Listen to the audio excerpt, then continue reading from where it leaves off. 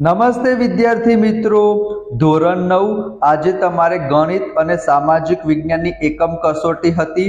પ્રથમ ચેપ્ટર અને બીજું ચેપ્ટર 29/7/2024। તો આજે આપણે એનું સંપૂર્ણ સોલ્યુશન જોવાના છીએ। તો આપણે સ્ટાર્ટ કરીએ વિદ્યાર્થી મિત્રો। સૌથી પહેલા તમારે શું કરવાનું છે, ચેનલને હમણાં સબસ્ક્રાઇબ કરી દેજો। સામાજિક વિજ્ઞાન પણ મળશે, તમારી બીજી એકમ કસોટી આવશે, પ્રથમ પરીક્ષા આવશે, દ્વિતીય પરીક્ષા આવશે, એના માટેના મોસ્ટ ઇમ્પોર્ટન્ટ પ્રશ્ન પણ હું તમારી સાથે શેર કરીશ। તો આ ચેનલ તમારા માટે ખૂબ જ જરૂરી છે।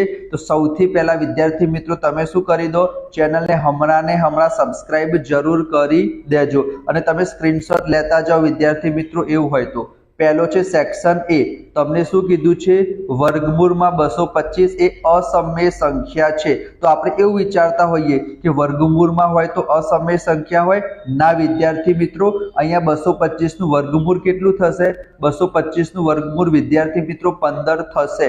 તો આ વિધાન કેવું છે, ખોટું છે, બરાબર। હું એમ કહું વર્ગમૂળમાં 49 તો 49 નું વર્ગમૂળ 7 થશે, એનો મતલબ કે વર્ગમૂળમાં 49 એ સમય સંખ્યા છે। એના પછી બીજો પ્રશ્ન શું છે, સમય સંખ્યાની દશાંશ અભિવ્યક્તિ હંમેશા શાંત હોય છે, ના વિદ્યાર્થી મિત્રો। શાંત નો મતલબ કે તમારે જે શેષ હશે ને 0 આવશે, પણ જરૂરી નથી કે શેષ 0 આવે, ના પણ આવે। તો શાંત પણ હોઈ શકે છે અને વિદ્યાર્થી મિત્રો અનંત પણ હોઈ શકે છે, એનો મતલબ કે આ વિધાન પણ ખોટું છે। એના પછી પાઈ -3 અસમય સંખ્યા છે, હા વિદ્યાર્થી મિત્રો, આપણને ખબર છે કે પાઈ એક અસમય સંખ્યા છે, એનો મતલબ કે આ વિધાન સાચું છે। દરેક પ્રાકૃતિક સંખ્યા એ પૂર્ણ સંખ્યા છે, હા વિદ્યાર્થી મિત્રો, પણ ઊંધું કે દરેક પૂર્ણ સંખ્યા એ પ્રાકૃતિક સંખ્યા છે, તો વિધાન ખોટું આવશે, કારણ કે પ્રાકૃતિક સંખ્યા વિદ્યાર્થી મિત્રો 1 થી ચાલુ થાય અને પૂર્ણ સંખ્યા 0 થી ચાલુ થશે। વિભાગ બી છે, વિભાગ સી છે, વિભાગ ડી છે, એનું સોલ્યુશન પણ વિદ્યાર્થી મિત્રો મળશે, તો વિડીયોને અંત સુધી જરૂર જોજો। એના પછી કીધું છે કે 1 અને 2 વચ્ચે અસંખ્ય સમય સંખ્યા આવેલી છે, તો આ વિધાન પણ સાચું છે। કોઈ પણ બે સમય સંખ્યા હશે એની વચ્ચે અસંખ્ય સમય સંખ્યા આવેલી હશે, તમે સ્ક્રીનશોટ લઈ લેજો।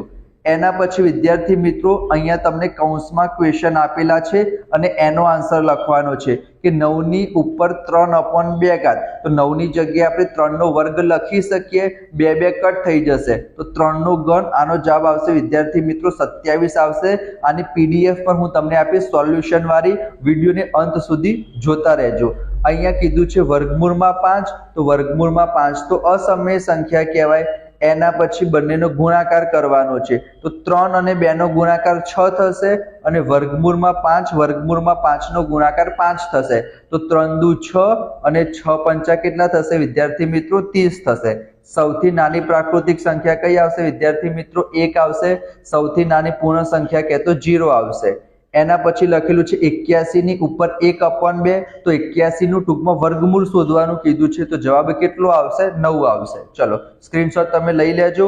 એના પછી વિદ્યાર્થી મિત્રો વિકલ્પ છે, આ તો મેં તમને હમણાં જ કીધું કે સમય સંખ્યા હોય વિદ્યાર્થી મિત્રો શાંત પણ હોઈ શકે અને અનંત આવૃત પણ હોઈ શકે, તો સાચો આન્સર શું આવશે, ડી આવશે।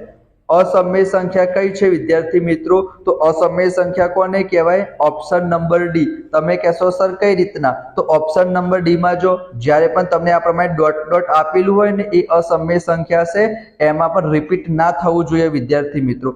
બીજા ઓપ્શનમાં 16 રિપીટ થાય છે, ત્રીજા ઓપ્શનમાં 14 અને 16 રિપીટ થાય છે, અહીંયા વિદ્યાર્થી મિત્રો કઈ રિપીટ નથી થતું, એનો મતલબ કે ઓપ્શન નંબર ડી આવશે, અસમય સંખ્યા। એના પછી બંનેનો સરવાળો કરવાનો છે, તો બહુ જ સિમ્પલ છે, અહીંથી તમે વર્ગમૂળ 3 કોમન લઈ લો, તો 2 ને 3 કેટલા થશે, 5 અને વર્ગમૂળ 3 એમ ના એમ।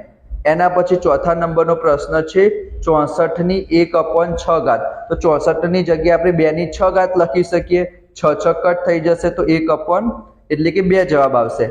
વર્ગમૂળમાં 2 નું દશાંશ સ્વરૂપ, એમાં વિદ્યાર્થી મિત્રો શું આવશે, અનંત અનાવૃત આવશે, બરાબર। એમાં કોઈ પણ નંબર રિપીટ નહીં થાય, એના કારણે અનાવૃત અને અનંત સુધી ચાલ્યા જશે। એના પછી છઠ્ઠા નંબરનો પ્રશ્ન છે 243 એની 1/5. તો આ હું તમને બતાવું કે 243 ની જગ્યાએ આપણે શું લખી શકીએ 3/5 ઘાત અને અહીંયા જે વર્ગમૂળમાં 5 આપેલા છે એની જગ્યાએ લખાય 1/5. તો 5 5 કટ થઈ જાય તો જવાબ શું આવશે વિદ્યાર્થી મિત્રો 3 આવશે. બરાબર. હું તમને મેથડ પણ બતાવું છું વિદ્યાર્થી મિત્રો, જેથી પ્રથમ પરીક્ષામાં પણ તમને બેનિફિટ થશે. એના પછી સેક્શન બી તમે જોઈ શકો છો કે 2 અને 3 વચ્ચે કોઈ પણ 4 સમય સંખ્યા લખવાની છે. 6/7 અને 5/7 વચ્ચેની 4 સમય સંખ્યા લખવાની છે. તમે આના સ્ક્રીનશોટ લઈ લેજો વિદ્યાર્થી મિત્રો. આના સોલ્યુશનની પીડીએફ પણ હું તમારી સાથે પ્રોવાઈડ કરીશ. તમારે શું કરવાનું છે, ડિસ્ક્રિપ્શનમાં ટેલિગ્રામ ચેનલની લિંક આપેલી હશે, એમાં તમે જોડાઈ જજો, અથવા તો સ્ક્રીન ઉપર મારો નંબર હશે, એમાં તમે મને પીડીએફ લખી દો. તમારે જે ધોરણની જોતી હોય, જે વિષયની જોતી હશે તો પણ હું તમારી સાથે શેર કરી દઈશ. બરાબર. તમારે વિડીયોને અંત સુધી પહેલા જરૂર જોવાનો છે. અહીંયા શું લખેલું છે, 2 અને 3 વચ્ચેની 4 સમય સંખ્યા. બીજો પ્રશ્ન મેં તમને કહી દીધો, છેદનું સમીકરણ કરવાનું તમને કીધું છે. તમે સ્ક્રીનશોટ લઈ લો વિદ્યાર્થી મિત્રો આનો. બરાબર. ચલો, આ 1 થી કેટલા ક્વેશ્ચન છે, 10 પ્રશ્ન છે. જો આપણે સેક્શન સી ની વાત કરીએ તો એમાં તમને કીધું છે કે વર્ગમૂળમાં 5 સુધીના વર્ગમૂળ કુંતલની રચના કરો. બરાબર. આ તો તમને મળી જશે વિદ્યાર્થી મિત્રો, તમે સ્ક્રીનશોટ એક વખત લઈ લેજો. અને આ છે તમારો વિભાગ ડી, સેક્શન ડી. એના 5 પ્રશ્ન છે. એના પછી જો આપણે વાત કરીએ, જે બીજું ચેપ્ટર છે વિદ્યાર્થી મિત્રો, એની આપણે વાત કરીએ તો અહીંયા લખેલું છે સહગુણક 3 છે. કોનો સહગુણક? x નો સહગુણક. તો x ના જોડે કેટલા લખેલા છે? x ના જોડે તો -3 લખેલા છે. એનો મતલબ શું આવશે? આ વિધાન કેવું છે વિદ્યાર્થી મિત્રો? ખોટું છે. એના પછી કીધું છે કે આ જે તમને બહુપદી આપેલી છે એનો એક અવયવ x+1 છે. તો આપણે એના બરાબર 0 લઈએ તો x બરાબર -1 થશે. તો આની અંદર જ્યારે તમે x ની જગ્યાએ -1 મૂકશો ને તો જવાબ 0 નહીં આવે. એનો મતલબ કે અવયવ નથી.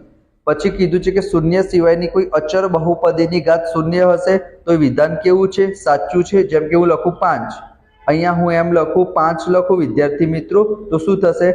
એની બાજુમાં હું x ની 0 ઘાત લખી શકીશ. તો બહુપદીની ઘાત કેટલી થશે? 0 થશે. એના પછી નેક્સ્ટ ક્વેશ્ચન છે કે જે બહુપદીની ઘાત 0 હોય એને શૂન્ય બહુપદી કહેવાય. સાચી વાત. દરેક સુરેખ બહુપદીની એક અને માત્ર એક જ શૂન્ય હોય છે, એ પણ વાત સાચી છે. સુરેખ બહુપદી હોય તો 1 શૂન્ય હોય, દ્વિઘાત બહુપદી હોય તો 2 શૂન્ય હોય, ત્રિઘાત બહુપદી હોય તો 3 શૂન્ય હોય. આ સુરેખ બહુપદી છે. હા, કારણ કે x ની ઉપર કંઈ નથી તો 1 કહેવાય. તો એ વિધાન પણ સાચું છે. એના પછી 7મામાં કીધું છે કે બહુપદીની ઘાત 2 છે.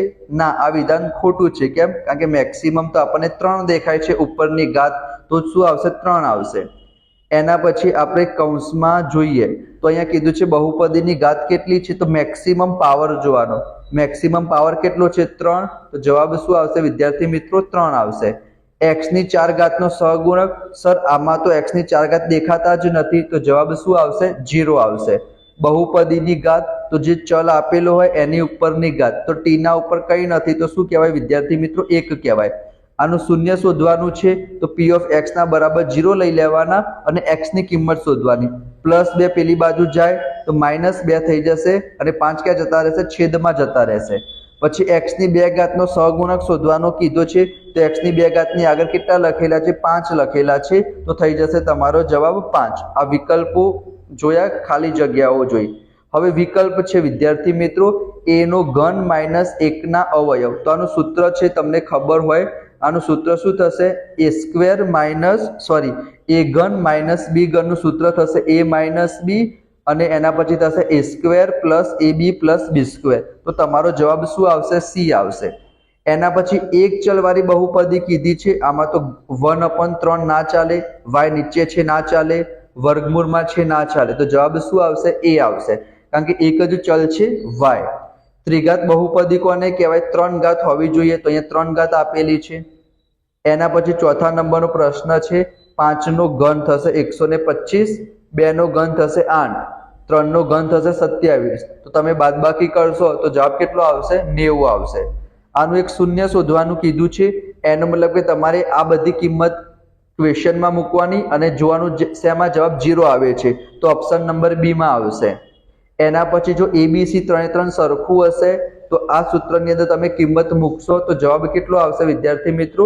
0 આવશે. અને આ કઈ બહુપદી છે? x ની ઉપર એક જ ઘાત છે તેને સુરેખ બહુપદી કહેવાય. 2 હોય તો દ્વિઘાત કહેવાય અને 3 હોય તો ત્રિઘાત કહેવાય. એના પછી તમે સેક્શન બી અહીંયા જોઈ શકો છો.